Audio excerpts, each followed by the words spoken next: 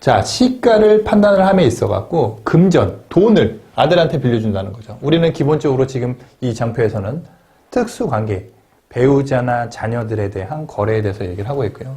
돈을 빌려줬다. 돈을 빌려줬다. 라고 하게 되면 기본적으로 가중평균 차입 이자율, 법인 입장에서 돈을 빌려줬다. 라고 하게 되면은 가중평균 차입 이자율이라는 거는 우리가 시중은행에서 돈을 빌려올 때에 그 이자율이 있었을 거예요. 그게 3%라고 하게 되면은 3%로 특수관계인한테 거래를 할 때도 빌려줘야 된다는 거죠.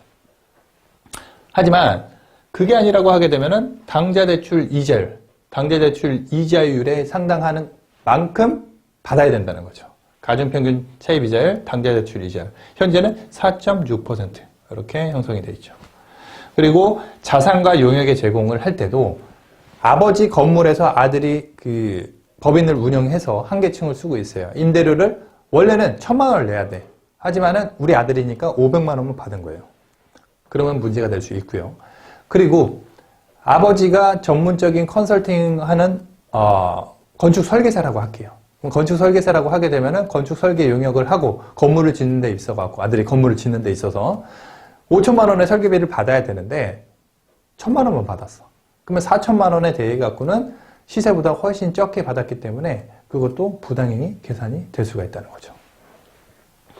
자, 유형 무형자산의 제공을 받은 경우 자산의 시가가 있을 거예요. 그 시가라는 거는 아까 말씀드린 것처럼 불특정 다수인 간에 거래되는 그 금액이 있을 거예요. 똑같은 거래를 했다고 하게 되면 다른 사람, 옆집 어떻게 얼마 받았나 그거를 확인해서 그 금액의 50% 그리고 만약에 이 부동산이라고 하게 되면은 이게 전세 보증금이 될 수가 있고요.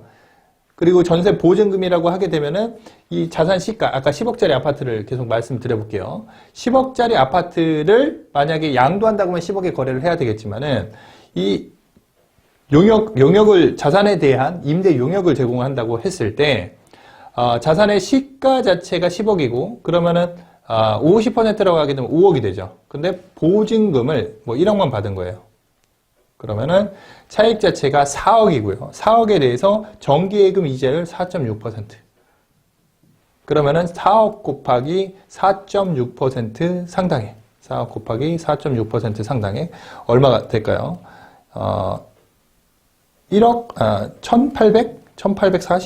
1840만 원 정도. 이런 부분에 대해 갖고 시가, 부당행위 계산 부인으로 인해 갖고 세금을 추징을 당하겠죠. 임대 일수가 1년이라고 하면 1년이 될 것이고요.